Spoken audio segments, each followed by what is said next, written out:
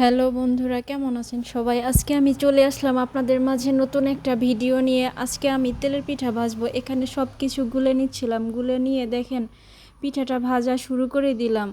আমি কখনো তেলের পিঠা ভাজিনি, এই জন্য আমি অনেক চিন্তায় ছিলাম যে আমার পিঠাটা ঠিক কেমন হবে। পরে দেখি আমার পিঠাটা এত সুন্দর হয়েছে, অনেক গোল গোল হচ্ছে এবং ফুলে উঠছে। আমি তো অবাক, আমি এত সুন্দর করে পিঠা ভাজা কবে থেকে শিখলাম। পাশে থেকে একটু পর পর আমার ভাতিজি বলছে, আন্টি আমাকে পিঠা দাও, আমাকে পিঠা দাও, আমি খাবো, কত সুন্দর হচ্ছে, আমাকে একটা পিঠা দাও, আমি খেয়ে দেখি কেমন হচ্ছে। আসলে এই কথাটা সত্য। কিছু কিছু মানুষ সব সময় বলে যে জীবনের ফার্স্ট টাইম যা করা যায় বা লাইফে যা হয় সেটাই নাকি অনেক ভালো কিছু হয়। এই জন্য আজকে আমি জিনিসটা বিশ্বাস করলাম, কারণ আমি ফার্স্ট টাইম আজকে পিঠা ভাজছি জন্যই হয়তো এত সুন্দর হয়েছে। হয়তো এর আগে ভাজলে এত সুন্দর হতো না।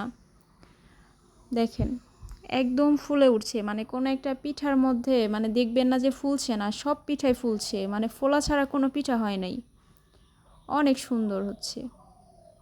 দেখেন অত সুন্দর পিঠা উঠছে, আর আমি এখানে আবার একটু নতুন স্টাইলের পিঠা বানাতে গিয়ে দেখি এখানে পিঠা হয়নি, তো একদম খিচুড়ি হয়ে গেছে।